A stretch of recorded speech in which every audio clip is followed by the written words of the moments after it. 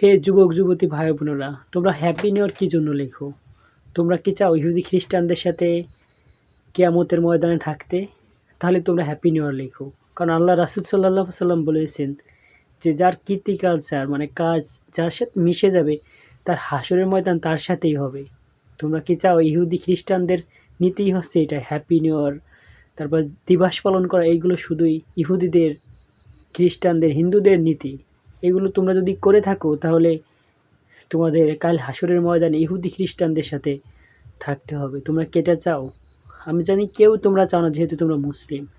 তাহলে এই happy new ইয়ারটা বন্ধ করে দাও। আল্লাহর রাস্তায় হ্যাপি নিউ ইয়ার বন্ধ করে দাও। কারণ দুদিনের জীবনে একটু আনন্দের জন্য পরকালটা ধ্বংস করো না।